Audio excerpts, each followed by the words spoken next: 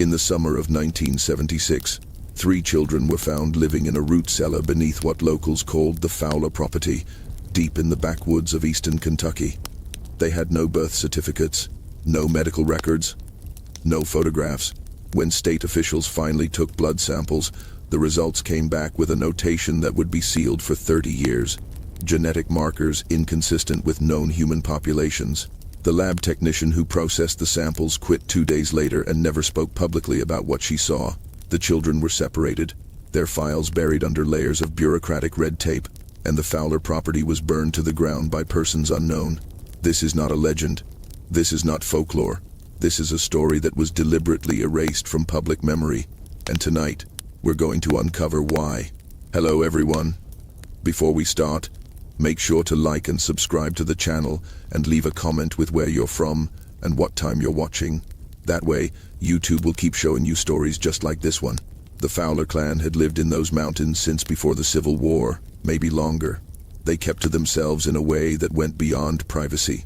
It was isolation as religion, as survival, as something darker that nobody wanted to name.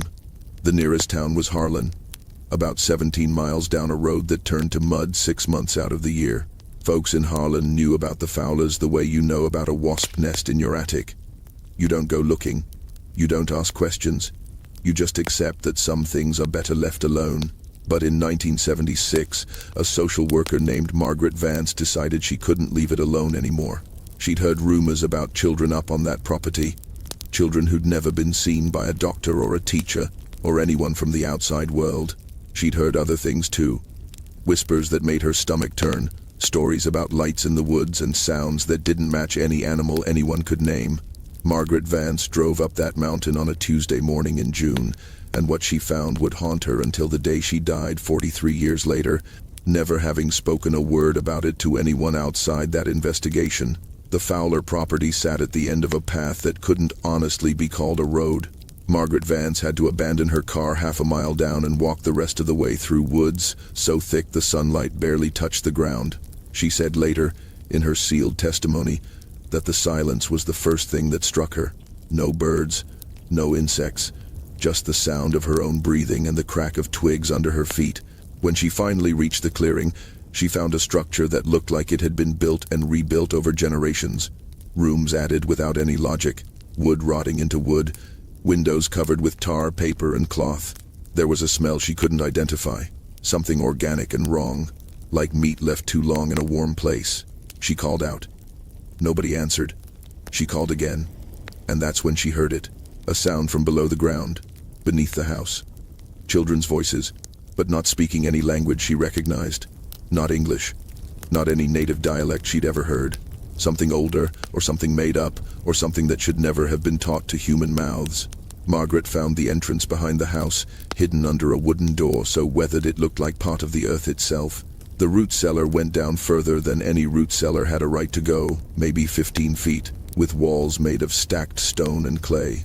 And at the bottom, in the dim light filtering through cracks in the floorboards above, she found them. 3 children, 2 girls and a boy, aged somewhere between 8 and 12, though their exact ages would never be determined with certainty. They were pale in a way that went beyond lack of sunlight. Their skin had an almost translucent quality, blue veins visible like rivers on a map. Their eyes were large, too large, and reflected light like an animal's eyes caught in a flashlight beam. They didn't cry when they saw her. They didn't run. They just stared at her with an expression Margaret would later describe as recognition. As though they'd been expecting her, as though they'd known someone would eventually come. The children were wearing clothes that looked handmade, stitched from fabric that might have been flour sacks or old curtains, stained with dirt and something darker. Their hair had been cut short, almost shaved, and when Margaret moved closer, she saw markings on their scalps. Not scars exactly, symbols carved or burned into the skin, healed over but still visible. Circles within circles, lines that branched like tree roots or veins. She asked them their names. The oldest girl opened her mouth and made a sound that wasn't quite a word, something between a hum and a whisper that made Margaret's teeth ache. She asked them where their parents were. The boy pointed up, toward the house, and then he pointed down, toward the earth beneath their feet, and Margaret realized She didn't want to know what that meant. She radioed for backup, and within 3 hours, the property was swarming with county sheriffs, state police, and 2 men in unmarked suits who never showed identification but took control of everything the moment they arrived. The children were removed from the property that same day, wrapped in blankets and carried to waiting vehicles, while police swept through the Fowler house looking for evidence of who had kept them there and why. What they found was worse than anyone expected. The house had been abandoned, but not recently. Dust lay thick on every surface. Food in the cupboards had rotted to powder. The furniture was arranged in strange configurations. Chairs facing walls, tables turned upside down, beds torn apart with the mattresses shredded and scattered. In what might have been a kitchen, investigators found jars lined up on shelves, hundreds of them, filled with preserved organs that later analysis would determine came from multiple species. Some were recognizable: deer hearts, rabbit kidneys. Others defied classification. The medical examiner who catalogued them refused to speculate on their origin, but his notes included phrases like unknown mammalian tissue and cellular structure inconsistent with regional fauna. But it was the room in the back, the one with the door nailed shut from the outside, that made 2 of the officers request immediate transfers off the case. Inside, the walls were covered floor to ceiling with writing. Not English, not any alphabet anyone on site could identify. The symbols matched the markings found on the children's scalps. Mixed in with the writing were drawings, crude but disturbingly detailed, showing figures that might have been human but weren't quite right. Too many joints in the fingers, eyes positioned slightly wrong on the face.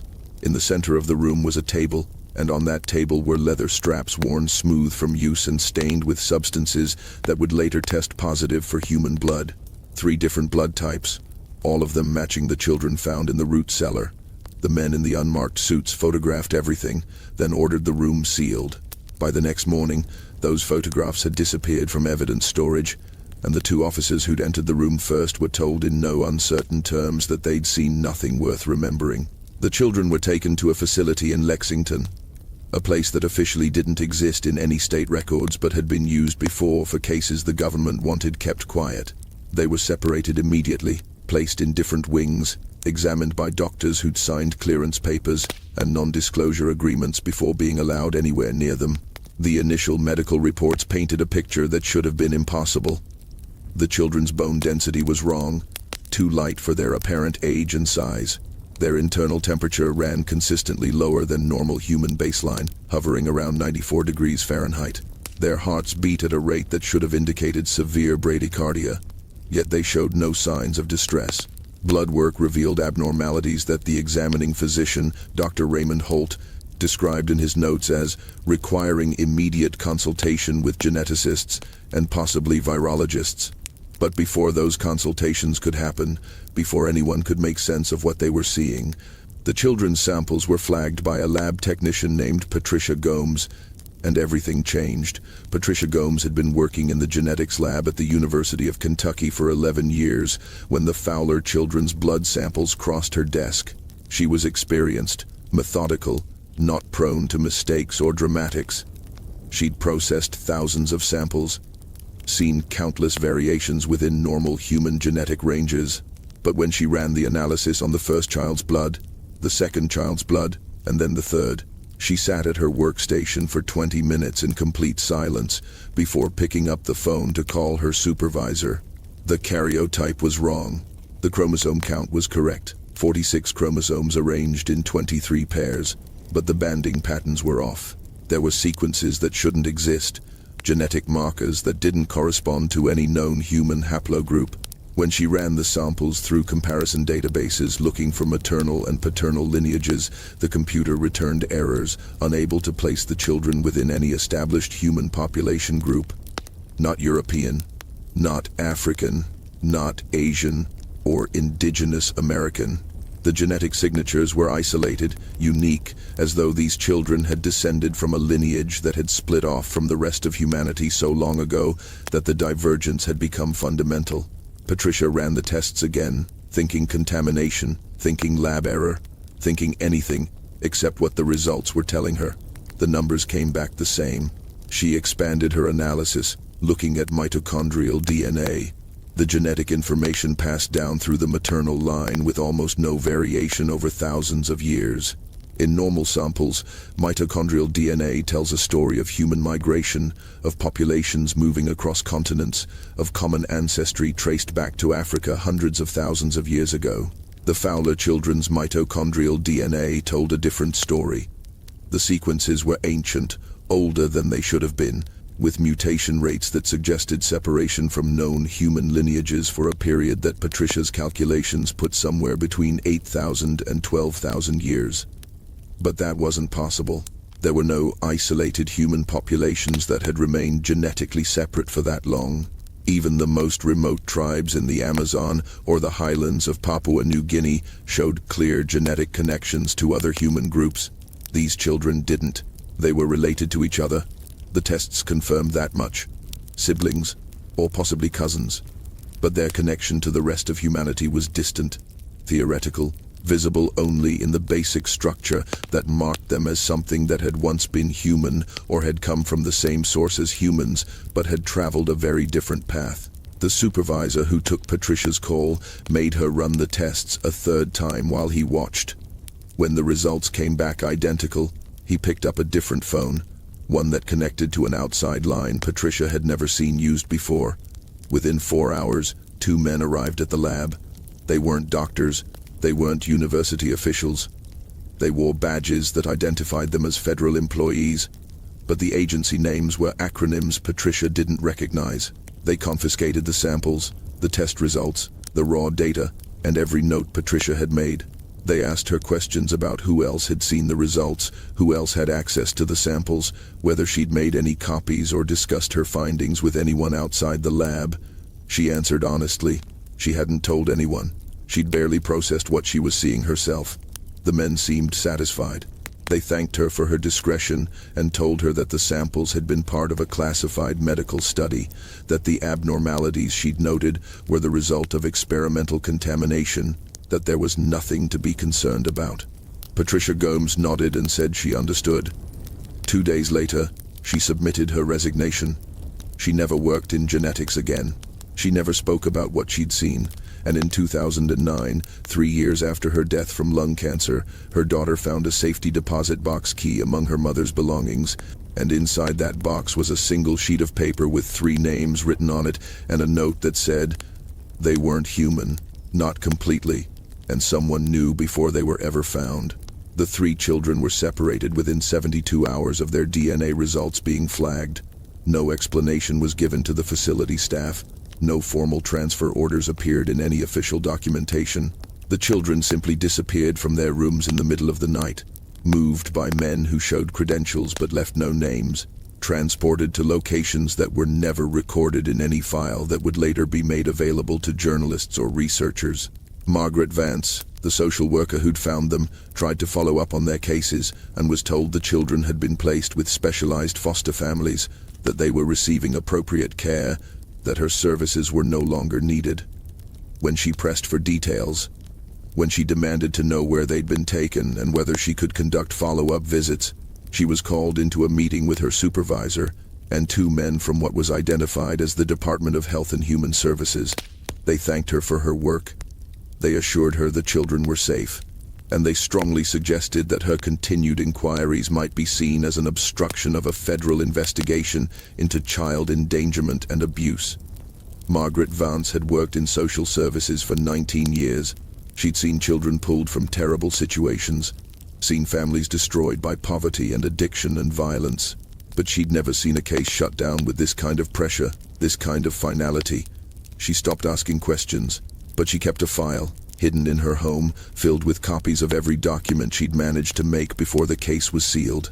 The oldest girl, the one who'd made that strange humming sound when Margaret asked her name, was reportedly sent to a facility in West Virginia, a private institution that specialized in what the paperwork vaguely described as developmental disorders and genetic conditions requiring long-term residential care. The facility was remote, surrounded by fenced property, and operated with minimal oversight from state authorities. Former employees who've spoken anonymously about the place describe it as something between a hospital and a research center, where children with unusual conditions were studied under the guise of treatment. The girl was given a name, Sarah Fowler, though whether Fowler was actually the family name or just the name assigned based on the property where she was found remains unclear. Records suggest she remained at the facility until at least 1983, when references to her case stop appearing in budget documents and staff rosters.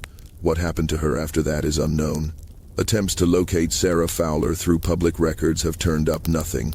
No death certificate, no marriage license, no driver's license or social security number activity after 1983. She's simply gone, erased as thoroughly as if she'd never existed at all. The boy and the younger girl were split up and sent to separate locations, one allegedly to a facility in upstate New York, the other to somewhere in the Pacific Northwest, possibly Oregon or Washington. The details are even more fragmentary for these two. Their assigned names appear in a handful of documents from the late 70s and early 80s, always in contexts that suggest ongoing medical observation and testing. One document, obtained through a Freedom of Information Act request filed in 2012, references Subjects 2 and 3 from the Kentucky relocation and discusses continued monitoring of genetic anomalies and behavioral development in controlled environments.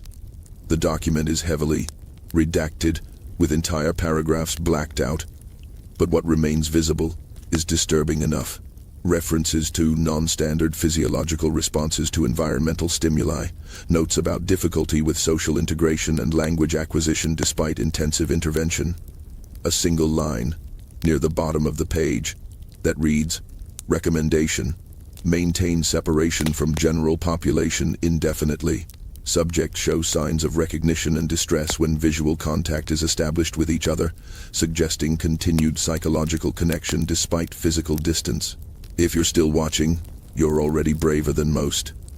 Tell us in the comments, what would you have done if this was your bloodline?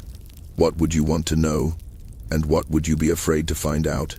After the children were taken and the property burned, investigators tried to piece together the history of the Fowler clan, to understand where these children had come from and what had been done to them in that house on the mountain. What they found was a genealogical nightmare, a family tree that twisted back on itself in ways that suggested generations of isolation and intermarriage. County records going back to the 1800s showed Fowlers buying and selling that same property, always keeping it within the family, always maintaining distance from the surrounding communities. Census records were spotty, but when Fowlers did appear, they were listed in small numbers, never more than 6 or 7 individuals per household, and often with notations that suggested the census takers had trouble getting accurate information.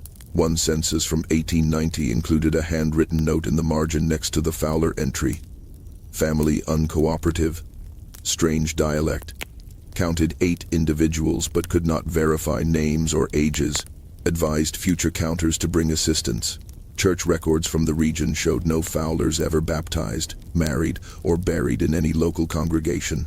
They had their own cemetery on the property, a plot of land near the tree line where investigators found grave markers dating back to at least the 1820s. Most of the markers were crude, just stones with dates scratched into the surface, no names, but a few had symbols carved into them. The same symbols that had been found on the walls of that back room and on the children's scalps. When archaeologists were finally allowed to conduct a survey of the site in 1978, 2 years after the children were found, they discovered that the cemetery contained far more graves than markers. Ground-penetrating radar suggested at least 40 burial sites, possibly more, layered over time in a pattern that indicated continuous use for well over a century. The state wanted to exhume some of the remains for identification and cause of death determination, but the request was denied by federal officials who claimed the land had been contaminated during the fire and that excavation would pose environmental and health risks. The cemetery was fenced off, and within 5 years, the forest had reclaimed it completely. Oral histories collected from elderly residents of Harlan painted a picture of the Fowlers as a family people had always been wary of, going back to when their own grandparents were children. Stories about Fowler men coming into town for supplies, paying in old coins or bartering with furs and herbs, never speaking more than necessary, always watching with eyes that made people uncomfortable. Stories about Fowler women who never appeared in public, who were sometimes glimpsed through trees near the property line, pale figures that moved wrong, that didn't walk so much as drift through the shadows. There were darker stories too, the kind that were told in whispers or dismissed as superstition. Stories about children who went missing near the Fowler property in the 1890s. 3 of them, over the course of 2 years, never found. Stories about hunters who'd gotten too close to the Fowler land and come back changed, unable to sleep, speaking about sounds in the night and lights that moved through the trees in patterns that seemed intelligent, purposeful. One old man, interviewed in 1977 shortly before he died, claimed his grandfather had told him the Fowlers weren't originally from Kentucky at all, that they'd come from somewhere further south, maybe the Carolinas or Georgia, fleeing something, running from people who wanted them dead for reasons his grandfather wouldn't explain.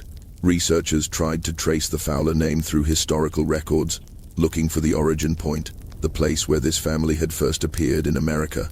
They found references in North Carolina from the early 1800s, a family named Fowler living in the mountains near the Tennessee border, involved in some kind of dispute with local authorities that resulted in several deaths and the family's sudden disappearance. Before that, the trail went cold. No ship manifests, no immigration records, no land grants or property deeds. It was as if the Fowlers had simply materialized in the Appalachian Mountains sometime around the turn of the 19th century and had been hiding there ever since, breeding in isolation, preserving something in their blood that they didn't want diluted or discovered. And those 3 children found in 1976, those children with their impossible DNA and their scarred scalps and their eyes that reflected light like animals, they were the end result of whatever the Fowlers had been protecting or perpetuating for all those generations. They were the proof that something had survived in those mountains, something that looked human enough to hide but wasn't human enough to be explained. The Fowler case was sealed by federal order in 1977, less than a year after the children were discovered. All files related to the investigation, the medical examinations, the DNA analysis, and the children's subsequent placement were classified under a provision that cited national security concerns and ongoing sensitive research. Margaret Vance's reports disappeared from state archives. The police reports from Harlan County were removed from storage and never returned. Even the photographs taken of the property before it burned were confiscated from local newspaper offices by men who showed federal badges and provided receipts that were never honored. The official story, the one that appeared in the few newspaper articles published before the case went dark, was that 3 neglected children had been found living in squalor on an abandoned property, that they'd been placed in protective custody, and that criminal charges were being pursued against unknown parties. No mention of DNA. No mention of genetic anomalies, no mention of symbols or languages or anything that might suggest this was more than a tragic case of child abuse in rural America. The property itself remained off limits for decades.